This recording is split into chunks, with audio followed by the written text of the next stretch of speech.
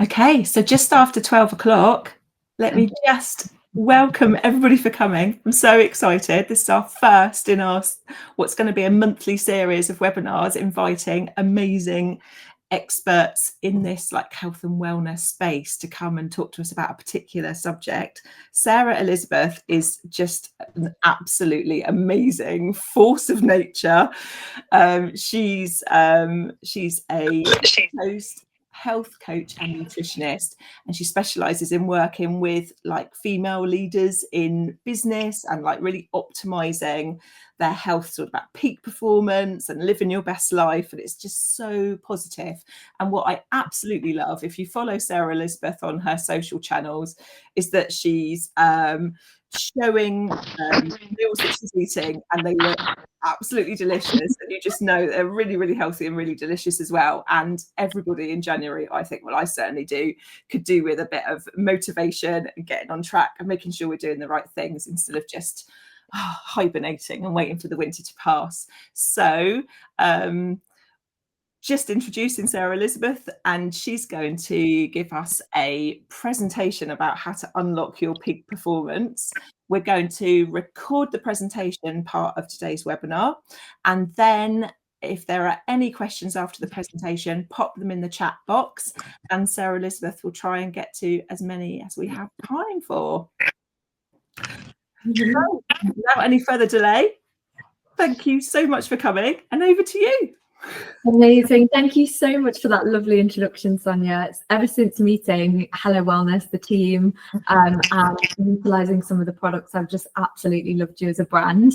So I'm really excited to be collaborating on this, and I'm super excited to delve into performance today and unlocking your peak performance. So as Sonia mentioned, my name is Sarah Elisabeth, and my specialization is in the performance space. So I work with a lot of female leaders, a lot of business owners. And what I love about being in this space, what I love about performance, is the fact that it means something different for every single person that I work with and for every single person in general. So when we look at the word performance, really what I want you to think about is, rather than thinking, it's about being on your A game, it's about being productive all the time, it's that go, go, go energy. I think performance really has that biohacky kind of feel to it. When really performance, when you break down the word performance, it's really all about what can your body do, right? So thinking about what do you want your body to be able to do, and how can you optimize being able to do that. And every single person is going to have their own theory on what they want their body to do, their own values, the unique way that they want to live their life. And so creating peak performance for one person might look completely different to creating peak performance for another, right? So for example, for myself, and I say this all the time, is I'm always prepping for my granny body, right? I want to be mobile, I want to be strong, I want to be able to lift heavy things, I want to be switched on, I still want to be funny, hopefully, when I am later on in life.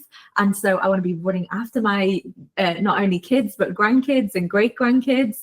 And so for me, peak performance is about prepping for those later years, right? I have clients who are business owners, and peak performance for them means being switched on and being able to make decisions and having that mental clarity.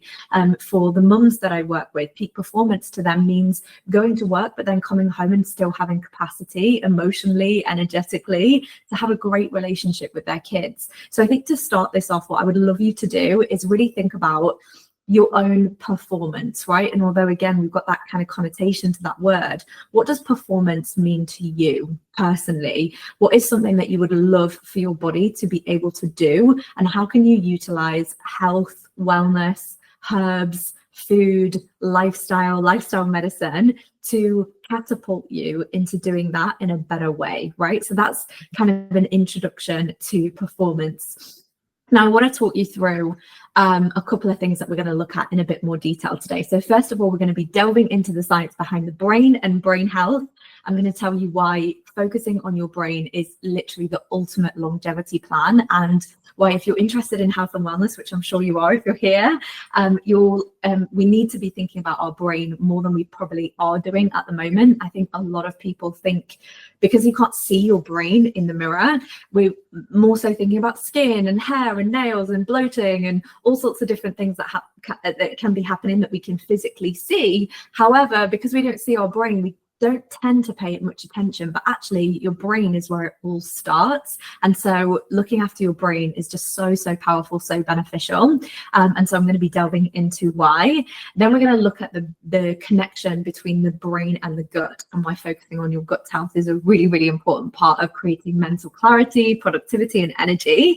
And then we're going to explore the exact nutrients that you need to activate peak performance, brain health, and longevity. We're going to look at some yummy herbs later as well. So we've got lots to get through.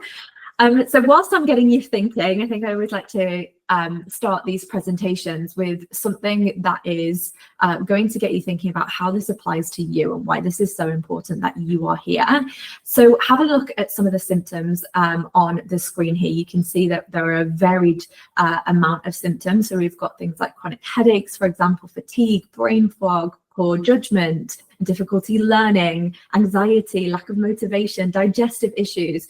So you might look at these symptoms and think, gosh, there's an array of different symptoms here. They're all potentially coming down to different things. Actually, what if I told you that all of these symptoms could be improved through working on your brain health and improving your brain health?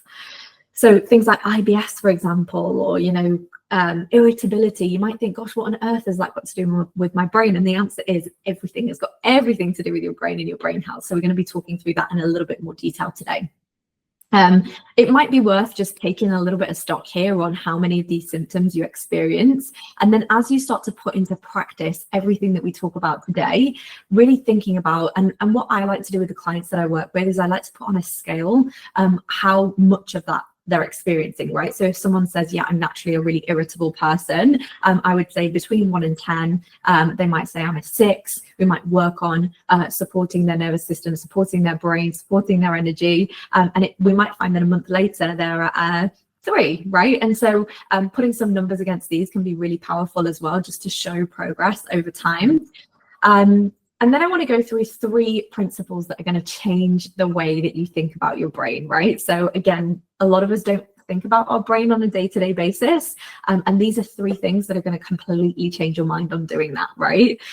So first, your brain is involved in literally everything that you do and everything that you are, right? So your personality, how you act, what you're doing on a day-to-day basis, how you show up in your relationships, how you feel every day, it literally all starts in your brain. Every single decision you made today to get here was made through your brain, right? Your brain is the deciding factor as to how you think, what choices you make, what action you take. Your brain is literally the control center for every single thing in your body, right? So when your brain is optimized, it ripples out into every single area of your life, right? When you've got an optimized brain, you're naturally going to show up better in your relationships. You're going to be able to make quicker decisions in your workplace, more effective decisions, more grounded decisions, right? So your brain is literally involved in absolutely everything you do. It's also very energy hungry, right? It's very metabolically expensive.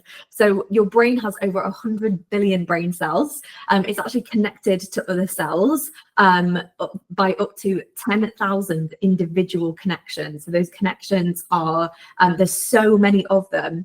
And it's only 2% of your body's weight. So if you think about your entire body weight, your brain is actually only 2% of that, but it uses 20 to 30% of the calories that you consume on a daily basis, which is absolutely wild, isn't it? So your brain is literally this tiny, tiny percentage of your entire body, but such a huge percentage of your caloric intake is going to your brain. And so it just goes to show how important it is for the brain to be nourished and well taken care of, right? It also 20% of the body's blood flow also goes to the brain. Again, for a tiny, tiny organ, it's only 2%. 20% of your body's blood flow goes to that 2% of your body's weight. And so really thinking about how metabolically expensive your brain is and how much nourishment it really, really requires in order to function optimally, right? The next thing that I want to share with you is the fact that brain aging is optional. So on your day-to-day behavior is either going to promote better brain health or it can hinder better brain health, right? You're not stuck with the brain that you have. If you were experiencing any of the symptoms that you had that we looked at previously, you can absolutely improve those symptoms through lifestyle, through nutrition, and actually a lot of brain related improvements are actually lifestyle related. It's really, really interesting. We're going to go through some of the science behind that today. And so you can work to boost its reserves. I love the idea of having reserves in the tank. And I really see brain health as like a day-to-day investment, kind of in the same way as you brush your teeth, for example. So everybody knows that they have to wake up and brush their teeth that first thing in the morning. Do we want to do it? Is it a fun activity? Not really, but it's good hygiene every single day to wake up and think about putting something away for the reserves of your brain later on down the line, right? And over time, that the compound effect of that is kind of like an insurance policy for later. And so by working to change your brain, you're also working to change your life. And what I also love about brain health is the fact that it is really the ultimate longevity plan. So when you work on your brain, not only do you feel the benefits today, right now, but you also are putting in that work for later on in your life as well, right? So it really is an investment, kind of an investment project for later on. Anything you do to support your brain today is going to stay with you. And so it really is so powerful. And I was having a conversation with a lovely group of clients yesterday about this actually. And we were talking about the fact that, you know, especially this time of year, there's a lot of noise about restriction. There's a lot of noise about, you know, eating less and calorie deficits and working out and all of these different things. Obviously, it's a very nuanced topic, but actually when it comes to brain health, what I love about it is the fact that it's not restrictive at all. And it really allows you to focus on more, right? How can you live a fuller, richer life? How can you live a life that is full of more nourishment, more nutrients, right? More relationships, better quality relationships. All of these will play a factor into your brain health. And so rather than zooming in on day-to-day, meal-to-meal, can we zoom out and overall look at our holistic plan for taking care of our brain? So many really incredible things that we're going to be talking about today. Now, I'm not going to go through each little crevice of the brain, but the image here is really just to give you an insight as to you know, how many different compartments of the brain that there actually are, and how every little compartment is responsible for completely different things, right? So we've got different parts of the brain that are important for visual processing, different parts of the brain that are important for impulse control. So I just want you to get an understanding by looking at your brain here, how important every single crevice of the brain actually is, and that it's a very physical structure. Even though you can't see it when you look in the mirror, it's a very physical structure, right? And it requires that physical nourishment in the same way that your muscles need work, in the same way that your skin needs work. What's really interesting also is that the brain is the control center for the nervous system. So one of the things that I see all the time, right, is this idea of nervous system management, nervous system regulation. It's a very trending topic at the moment, and I have nothing against it whatsoever. But what I find really, really interesting about nervous system regulation is that I find there are a lot of people who are doing a lot of nervous system regulation. They're doing all of the, you know, the mindful time. They're doing all of the mindful practices. They're doing all of that stuff to regulate their nervous system, but because their brain isn't getting the nutrients that it actually needs, it literally doesn't even have the raw materials to regulate itself, right? So the brain is the control center for the entire nervous system. If your brain isn't getting the nutrients that it needs, your entire nervous system is going to feel off. And it doesn't matter how much mindful time you do, which is all very important. Obviously, we want that holistic kind of outlook on it. But your brain requires nutrients to function. And that would be, if we were to look at, Maslow's hierarchy of needs, I would say nutrients 100% comes first when it comes to fueling the brain. And the nice to haves are more mindful time, right? So again, this time of year, we tend to develop these massive long to-do lists of all of the self-care practices that we need to do. Actually, 3 decent meals a day with lots of nutrients, and we're going to go through today exactly what nutrients you need to support your brain, is such a massive needle mover in comparison to doing all of these holistic practices and adding lots to your to-do list, especially if that's a stressor for you, the fact that you have to do all of that. Really thinking about the low-hanging fruit and the big needle movers that you can utilize for your nervous system on a very physical level, right? It also means that because it's the control center of your nervous system, it also means that it governs everything, right? From your thoughts to your creativity, to your learning, to your mood, to your creating a sense of safety, really, really important, to your emotions, to your relationships, to your movement, to your productivity. You can see that even today, we're only on 12 o'clock, and already we've probably all utilized every single one of those little functions, and it's probably played a part in every single aspect of our day so far. So again, just showcasing the importance of the brain there. So then we have neurotransmitters. Now, neurotransmitters, we're not going to go into lots and lots of detail on this. This is, again, just to showcase what's going on. But neurotransmitters are chemical messengers that basically transmute signals between the nerve cells, right? So they're communicators, they're messengers. And what they do, and they're in control of everything, right? So they regulate various functions such as sleep, such as mood, such as cognitive processes. So we've got a couple of different examples here. Acetylcholine supports memory, learning, and muscle contraction. We've got serotonin, you've probably heard of this one, regulates mood, regulates appetite, sleep, and emotional balance. Again, something that we need on a day-to-day basis. Now, what's really important to remember from this neurotransmitters place is the fact that they're mainly made and created from amino acids, right? And for those of you who don't know, I know we've got a few practitioners in here, so this might be preaching to the choir, but amino acids are made from proteins. So basically, when you break down proteins, they form different amino acids. So already we can start to reverse engineer what we might need to create optimal brain health, and enough protein consumption is number one, right? Because the majority of our neurotransmitters require amino acids, proteins, in order to be created, right? So a few examples here, we've got serotonin is made from tryptophan, dopamine from tyrosine, all different types of amino acids. Acetylcholine is a great example, is made from choline, right? Found in eggs, found in meats.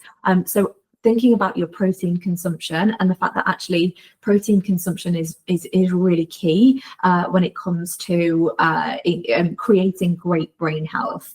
Then we've got vitamins and minerals like B vitamins, magnesium, really support in the making and regulating of these brain cells as well. So we're going to talk a little bit more later on about vitamins and minerals along with B vitamins that are super, super important for brain health. Whenever I think B vitamins, I always think B for brain, because they are so needed for energy for that brain heavy work. So your brain is obviously also connected to your gut. I'm sure you've all heard of the term gut-brain axis. And actually your gut is really one of the most important organs for the health of your brain. So they have a bi-directional relationship with each other and bi-directional communication with each other. And that doesn't mean to say, because I think when I talk to people about the gut-brain connection, we oftentimes what comes up is, oh yeah, I know that when I get stressed, my tummy hurts, or I know that when I get stressed, I need to run to the loo, or whatever it might be, right? But actually, the opposite is also happens, right? And in fact, we're finding the more studies that come out, the more it's showing that the gut is actually the one communicating with the brain. And so that's a really interesting concept, that yes, it's bi-directional, so it goes both ways. And so thinking about if the gut is inflamed, if there are any issues in the gut, if you're struggling with dysbiosis, for example, if you've got lots of kind of bad bacteria that seem to be overcrowding the show, this is going to have a massive impact on your brain, right? So a lot of that communication is going the other way from the brain, from the gut to the brain. And so it's really important that we're looking after our gut health if we want optimal brain health. Now, your gut is a part of your immune system, right? And so your gut's always kind of sensing what is in the environment, and it's always assessing whether something is safe or whether it is a threat, right? So and it's really interesting because your gut is essentially, and your gut is obviously not just necessarily your colon as the picture kind of shows here, but it's literally everything from your mouth to your anus. So this process, your gut, this system is the only system really where something from the outside world can come into the inside world. And so part of its job is to remain on high alert to ensure that whatever is going from the outside environment to your inside environment is actually safe, right? And is actually going to be supportive and nourishing for the body versus a threat, something that's going to cause harm, right? So I want you to think of your gut not only as a way of digesting and absorbing nutrients, but also as as kind of like something that's looking out for you, right? It's always sensing the environment and finding out what's going on here. Is this safe? And as soon as something goes in that's unhelpful, naturally there are going to be kind of alarm bells, and that's going to signal to the brain, we're in trouble, we're not okay, right? What I find really interesting is the language around gut and emotions, right? So you might have heard of terms like gut feelings, butterflies, gut instincts. All of these different terms are kind of indicative of that gut-brain connection. And actually, I don't know about you, but sometimes when I receive an email that's stressed me out a little bit, or maybe something's happened, sometimes before I've even emotionally processed what that email says, my gut knows that something's not okay. I don't know if you ever get that, but this is something that's really, really common, whereby, you might open a text message, and before you've even had a chance to read it, you can just tell, your intuition, your gut is telling you that this is not a good message, right? And so it just goes to show the pure intelligence. And we're really, the science on this is really, really new, and we're finding more out every single day. And so, I'm so excited to see what's going to come up over the course of the next few years, really. So the next thing to have a think about is, are your gut bugs in balance? The way that I always kind of explain this in kind of layman's terms is the fact that your gut is really just like a garden. And although it's nice to have a few nettles here and there, we all love nettle tea and adding nettles into our herbal kind of concoctions, what we wouldn't want is nettles everywhere, right? For the most part, we'd love our garden to be full of gorgeous flowers and plants and things that are really beneficial. And if there's a nettle here or there, that can be quite helpful, but it's not necessarily something we want to get rid of, but we don't want a full garden of nettles. Now, your gut is kind of the same. We've got all sorts of different breeds of bacteria, and when we've got that kind of overgrowth of bacteria that are unhelpful or opportunistic, it can cause what we call dysbiosis, right? So dysbiosis is basically an imbalance of good and bad bacteria, and so the impact of that can be things like inflammation, permeability, pathogens, parasites, right? And that is also linked to a number of different brain-related symptoms, including things like depression, including fatigue, including confusion, including poor memory. So again, just showing the importance of taking care of your gut as someone who cares about their brain, right? Gut bugs actually make neurotransmitters as well, which is really interesting. We're not 100% sure how that's communicating with the brain at this point, but the science is showing that via the vagus nerve, that communication is somewhat happening. And so gut lining integrity is really important as well. You can see this image here. Your gut lining is supposed to be kind of made up of these like tight junctions that are really, really tight. Again, it's a protective mechanism, remembering that your gut is part of your immune system. Nothing other than nutrients should be allowed in and out. But unfortunately, when our gut lining becomes leaky, it allows substances to pass through, which will alarm the immune system and cause inflammation, again, having an impact on our brain, right? A couple of other things here, short chain fatty acids that are made by gut bacteria such as butyrate, which I'm sure you've heard of, nourish both the gut and brain cells. So oftentimes what improves gut health will often improve brain health as well. Lion's mane mushroom is also a really great example of this. Lion's mane is really, really supportive for the brain, but it's also a really, really good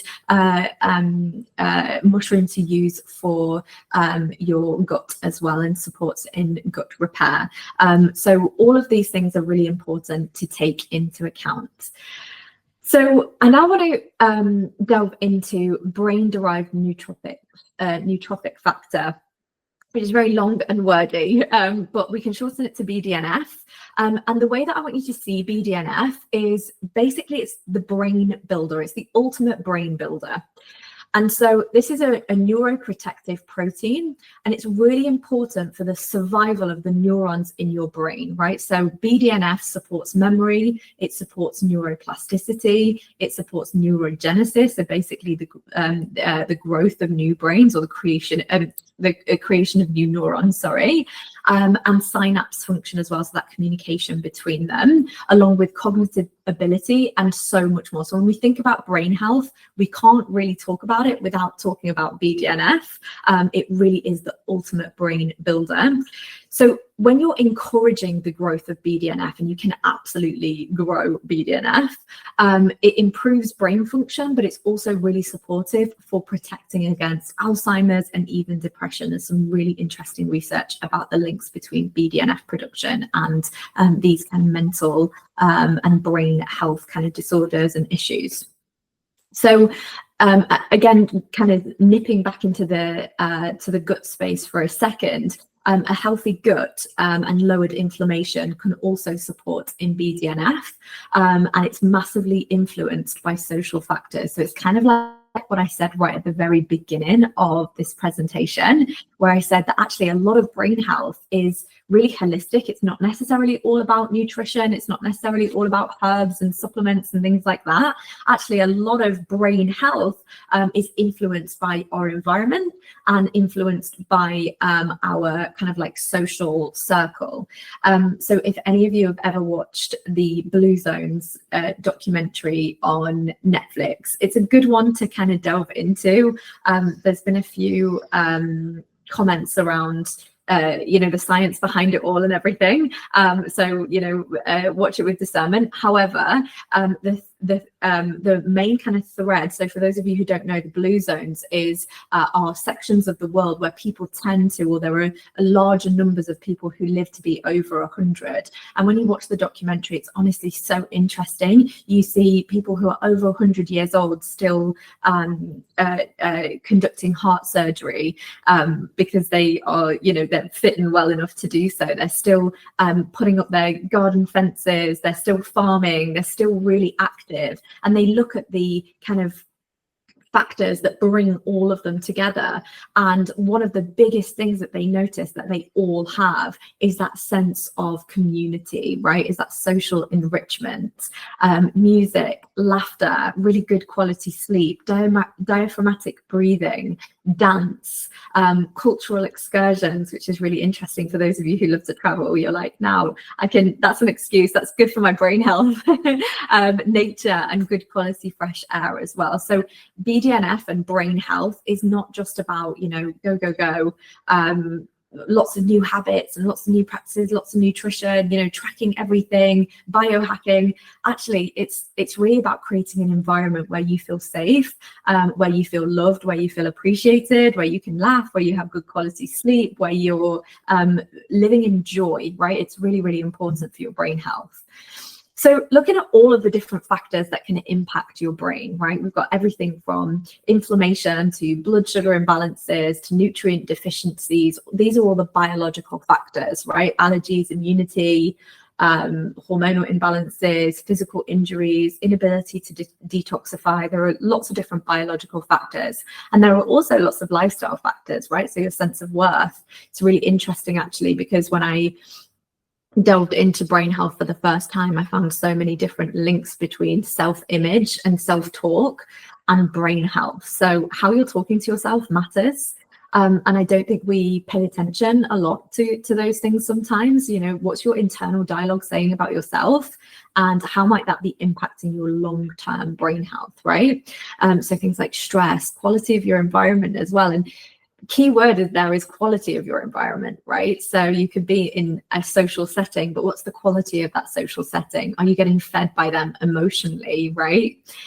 Values, morality, sense of safety as well is so important. If you don't feel safe in your environment, your brain's always going to be on high alert, right? And eventually your body learns, okay, I'm never safe, so I've got to constantly be in that kind of sense of looking out, you know, always being on my toes, looking out to see what's a threat. And so thinking about all of these things, and again, this would be a good time to kind of take note of a few things that you think might be low-hanging fruit for you.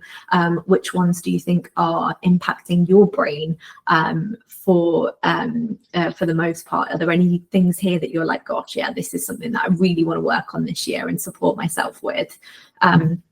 So yeah, so let's move on to nutrients that you need for your brain. So this is where we're getting to the what do we do about it, right? So we know the what, we know the how, we know the kind of science behind it. What do we do to actually feed the brain? How do we support our brain from a nutrient density perspective? So the most important, I would say, nutrient that you need for your brain is lots of omega-3 fats, right? So DHA builds a healthy brain. It really builds that structural support for the brain.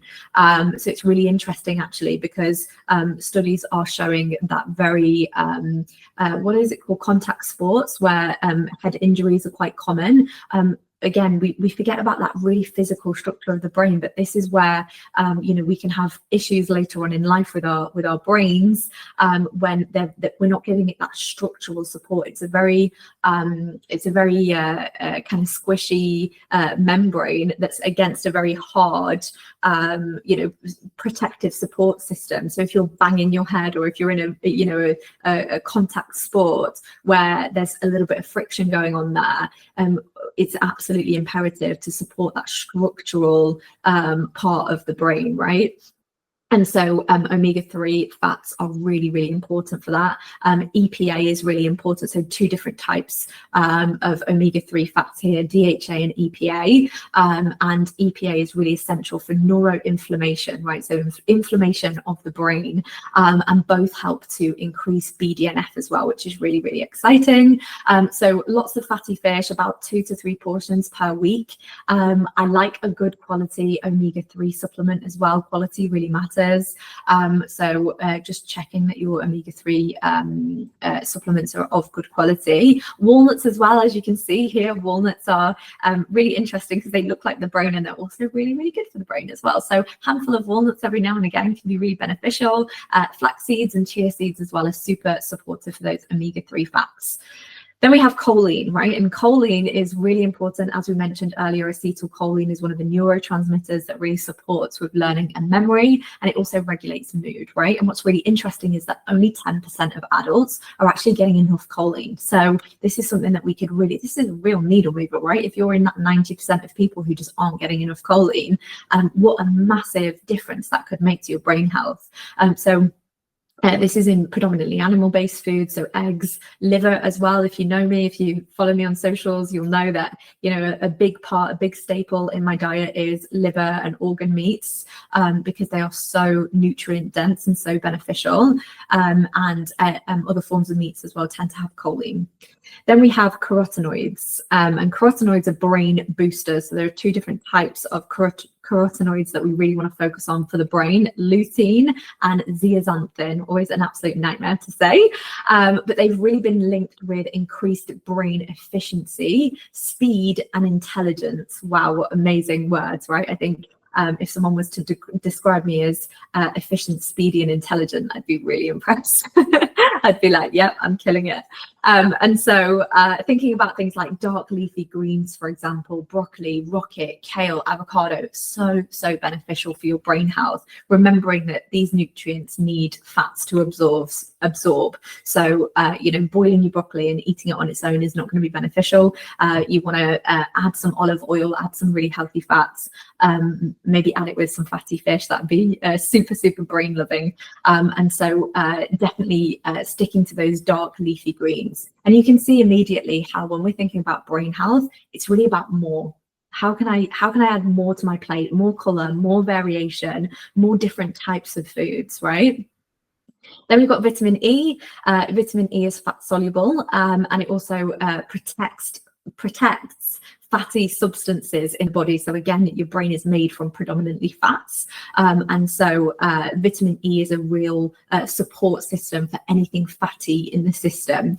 Grass-fed beef, which is really interesting, has actually 3 times the amount of vitamin E than grain-fed. So quality of food really matters. I think it's helpful if it's within budget, to be able to increase the nutrient density of food by switching to higher quality stuff. I tend to buy mine in bulk, just because it tends to work out more cost effective.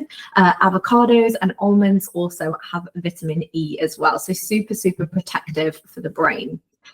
Looking at some others here, creatine is another one. Creatine has some incredible, it's probably one of the most studied nutrients, especially in women's health as well. So if you're looking at, if you're in those perimenopausal years and you're moving through and thinking about, I'm 32 nearly, and I'm prepping and training for perimenopause every single day. Creatine's been widely studied, and is really beneficial for all aspects of performance, brain health, mental clarity. So this is you can find it in high quality red meat, you can find it in fish, and it's really interesting as well because you can utilize a creatine supplement and pop it in your smoothies or whatever else, but we're seeing some really interesting studies on how it really supports brain cell damage and really helps to regenerate the brain and support the brain. And you'll probably find if you're a gym goer that your performance is a lot better as well. When you're taking creatine, you recover better, and so it's got all sorts of different benefits, not necessarily just brain benefits. Then we have flavonoids, which are a class of polyphenols. So lots and lots of berries, always. If you think about blueberries, you're probably already thinking, yeah, that's known to be a bit of a brain food. And that's essentially because they're shown to enhance signaling parts of the brain. So they're really supportive for handling memory, mood, longevity, and blood sugar regulation as well. Super important for the brain. What's interesting actually is apparently there's been a recent study, I need to look into this in a little bit more detail, but apparently when you zhuzh up a banana with blueberries, it deactivates some of the nutrients in the blueberries. I don't know if anyone's heard of this study, but it's something that I need to look into because I literally just saw something about this a few days ago. So apparently adding in your blueberries with banana isn't necessarily the most beneficial. It's really interesting, isn't it? There's new science coming out every single day. And so blueberries can be really beneficial, but maybe eating them, I like to eat them on the side of literally anything. When you look at my meals, they rarely make sense. I'll have, maybe some salmon with eggs and a handful of blueberries on the side. And so what I always say to my clients is your meals don't have to make emotional sense, but they do have to make nutritional sense. So oftentimes, if you've got a plate of lots of different things and none of them tend to go together, that's okay, as long as we know we've got all the nutrients that we need. So blueberries as a side of on everything is beneficial. Sulforaphane as well, another powerful nutrient that we need for brain health. This is an antioxidant pathway activator, so it mops up damage, it supports with lowering inflammation, and it's one of those nutrients that really supports with both gut and brain and every other area of your body really. If we're looking at lowering inflammation, there is not an area of your body that's not going to get supported. Checks every box in a way. So thinking about your cruciferous vegetables here, we're thinking broccoli, cabbage, rocket, Brussels sprouts, bok choy, kale, and then even thinking about broccoli, sprouts, which are also super high, even more nutrient dense, and high in sulforaphane as well. So again, we're getting the picture that we just need a lot of variation of different foods. We need lots of colour, we need lots of leafy greens, we need plenty of protein. We need to be eating protein at every single meal, and prioritising that. High protein, high fibre meals are always going to be really powerful and beneficial for the brain. So last slide of nutrients that we're going to need. B, as I said earlier, B for brain. B vitamins are so important, and every single B vitamin does something slightly different for the brain. This is where sometimes, you know, if you're, and obviously I'm not your practitioner, definitely check with your medical practitioner or your personal nutritional therapist, and with your doctor, and to make sure they're not contraindicating. But sometimes a B complex can be really powerful for brain health if you know you're not getting enough B vitamins in. This can be a good way of kind of just touching all bases when it comes to vitamin B.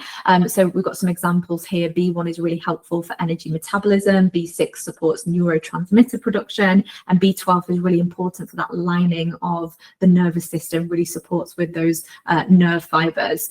And so B vitamins are really important for energy. They support neurotransmitter function, and they really protect the brain from damage. So you can find B vitamins in, again, grass-fed beef. I'm a really big fan of good quality beef, and fish, eggs, and high quality dairy as well. But again, if you're someone who's a little bit worried about your, you know, it's worth getting your B12 checked for sure.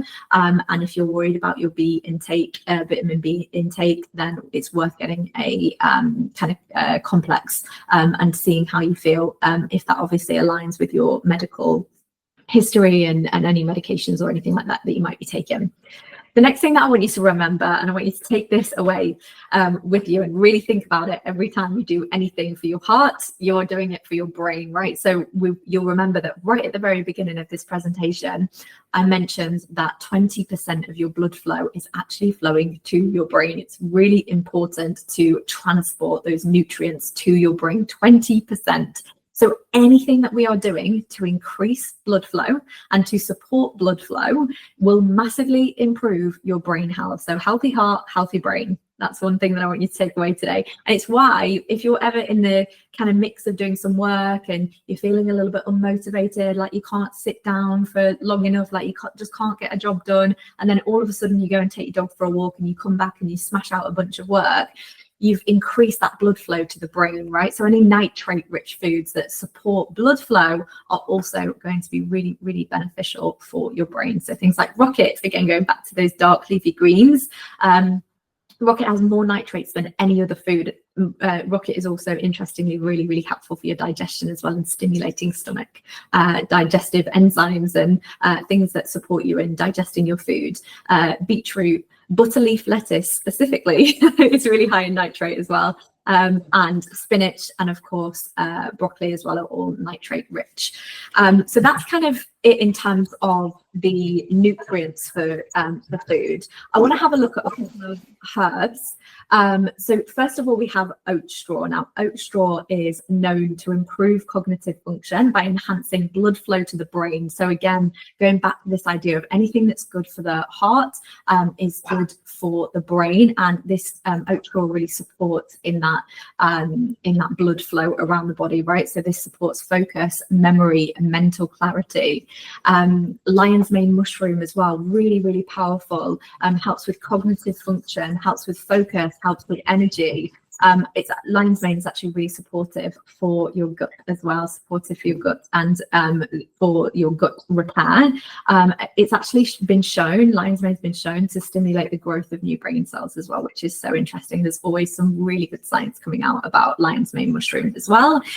Rosemary is one of my favorite herbs. I'm not the quickest. So when I was studying my nutritional therapy and my health coaching courses, I always struggled to retain information. And one thing that I would do way back before I knew even about Hello Wellness and their incredible blend is I would use the dried herbs. So I would pick up some of the dried rosemary herbs and I would literally boil it and I would drink it as I was revising, and it really supports supports improving your memory, concentration, mental performance. It's really supportive for headaches as well. So a couple of teaspoons of the dried herb rosemary a couple of times a day can be really, really beneficial. And the next one is lemon balm, and lemon balm is a real relaxant. It supports in promoting relaxation, reduces stress, again can have a really beneficial effect on cognitive performance, because when you're at rest you perform better. When you're in, a lot of us think that we work better from a place of adrenaline. We don't. We work better when we're making calm, logical decisions, right? And so also really supportive for your emotional well-being. And so these are 4 really, really beneficial herbs to think about when you're looking at supporting your brain. As you can see here, there's a lovely little picture of me and my brain health supplements that are from Hello Wellness that have all 4 of these nutrients in them as well. And the reason that I have them at my desk is because I will take them if I'm ever writing client protocols or I've got a full day of writing. I will talk all day long, as you can tell, but if I have to sit and write something, I need some help, and these have been an absolute game changer for me. So all of these herbs you will find in, and it's stopped me needing to do the whole boiling up herbs the whole time. So this has been really, really beneficial, and obviously supportive for the brain as well, which is my love language. So yeah, thank you so much everybody for joining. Obviously please do connect with me. I'm really active on Instagram, so if you have any want to connect or want to see any more brain health related content, then please do give me a follow over there. And what I will do is open the floor to questions. I'm going to put this down now and stop sharing my screen so I can actually see you, because I've had to do that whole presentation without seeing faces. So just give me 1 second. How do I stop sharing my screen? Stop, that would be a good start. That was so amazing, Sarah Elisabeth. Can you see the chat? Yes, I can. Well, I can't see the chat. Okay. Let me see. It might just be me. I might just be being really slow. I know it's a different. You're not used to the Google Meet, but yeah. It seems to have been great. In your brain. Yeah, the quality's been great, so that's all good. So the first question I think was Emma's, and she has said, butyrate, I can never pronounce, and lion's mane sound good, though with a tick-borne infection I think we have to be careful what we take. Have you got any particular thoughts around that? Not really, to be honest. No. I don't have I know that's not, it's not your area, so no. I would always say that I have every confidence in biological intelligence, even when we're being affected by a really serious infection, and I stick with recommending people have things in their food state or as natural to their food state as possible, and then I trust the body will use what it needs and be able to eliminate what it doesn't need. And definitely, lion's mane, anything from nature can be massively helpful, even when you also have that load of infection. And then Tatiana has asked if there's any form to get choline for vegans and vegetarians. Yeah, 100%. So nuts, legumes, soy all have choline, so you can absolutely utilize, and of course nuts are brain food, so you can absolutely add those in. What I always recommend as well, if you are whoever you are, right, I heard this really interesting term, this kind of interesting analogy called the cooks and the bakers, right? So when we look at nutrition, we've got a mix of cooks and bakers. The cooks are the people who are a little bit like me, where they will throw meals together. There's food all over the place. There's, we don't follow recipes. We don't know what we're doing. We just throw things in. If it tastes good, we've done a good job. Then we've got the bakers that are like, by the book, very precise, got to know exactly how much to put in one or the other. And what might be beneficial for anyone who is thinking about how many nutrients they are actually taking in on a day-to-day basis, use chronometer or something, some kind of nutrient tracker for a week, and just practice being a baker for a week. so that you are aware of exactly how much of what you are getting. This is something that I do with my clients, and we use Practice Better, which is like a platform that kind of notes down all of your nutrient intake. And it's so interesting to see how much of what you are eating on a day-to-day basis. And I know that the majority of us tend to be cooks, especially when we're people who are quite intuitive by nature. We live by freedom values and all of those great things. But sometimes it's beneficial to just practice being a baker just for a couple of weeks, track what you're having, because there are so many differences between what's in what, and unless you fully know, unless you're tracking and you're aware of how much you're getting of what, you're kind of stabbing in the dark in a way. And then we're using all sorts of supplementation to make up for, what Sonia said earlier about really sticking to whole foods and utilizing that for the most part. I think, if you can track what you're doing for a couple of weeks and get an understanding of what's in what, that can be really, really powerful. So for example, when I say, 2 eggs is not enough for breakfast, often people are like, that's loads of protein. 2 eggs is loads of protein. It isn't. There's only 6 grams of protein in 1 egg. And ideally you're having at least 25 grams for breakfast. So 2 eggs is not enough, right? And so thinking about what's in each by doing a bit of tracking can be really, really powerful. And is there like an app that people could easily have on their phones to do that? What do you recommend? Yeah, so you can utilize something called Chronometer. I think that's how you say it. And I'm pretty sure that you can get the first couple of weeks free. And I don't recommend doing it always. Listen, tracking is not for everyone. But I think sometimes knowledge is power, and understanding, what's going in versus coming out is helpful. And really see it as an exercise in getting to know your body better and getting to know what you're getting versus what you need. So that can be really beneficial as well. Super.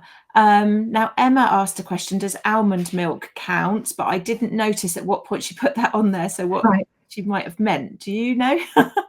So we were talking about almonds being really high in vitamin E and supported for vitamin E levels. So what I'm assuming that she's saying is, can I drink almond milk? I think it depends, right? A lot of almond milks are full of rubbish. And so if your almond milk is full of seed oils and all sorts of different things, again, look at percentages, look at the labels on things, and really look at what nutrients are in each portion of what you're eating. I think it's such a powerful exercise just for 2 weeks to see what happens. I think Plenish is my favorite almond milk, just because it's literally almonds, water, that's it. And so I haven't looked at how many almonds are actually in a glass of almond milk. I can't imagine it's going to be a massive needle mover, but I think, if it's a small percentage, then maybe. So yeah, have a look at what's on the label specifically, but I can't imagine it's going to be the biggest needle mover, just because it's probably mostly going to be water. Yeah, every little helps, as they say. Yeah, totally adds up over time. A realistic idea about it. So Carly has joined and said she was only able to join the last 15 minutes. Yeah. What are your views on weight training fasts? Weight training fasted. Sorry. Yeah. So I think that weight training fasted, it's going to be different for every single person. So if I have a client come to me and they are severely burnt out, struggling with lots and lots of symptoms, it's really clear that their adrenals have been under a lot of tension and pressure for a very long time, and perhaps don't have the nutrients in the tank. I love the hair mineral testing as well. It show you sodium, potassium levels and your adrenal capacity. If that's the case, then I'm not the biggest fan of training fasted. However, if you are someone who is relatively resilient, I'm a really big believer in the fact that you can build resiliency to stress, and you can build resiliency, and not all stresses are bad stresses, right? I think the internet's made us increasingly scared of cortisol. I don't agree. I think we're naturally resilient beings that are able to do hard things. I personally train fasted, but there would have been a time a few years back that I just wouldn't have even dreamt of going into the gym fasted. So I think it depends on you personally. You've got to have the discernment to think about what's right for you and what feels good for you, and where you're at with your own health. If you're quite resilient, if you're in a good place, if you're not struggling with any kind of hormone related symptoms, then I think go for it, see how you get on, and let your body tell you.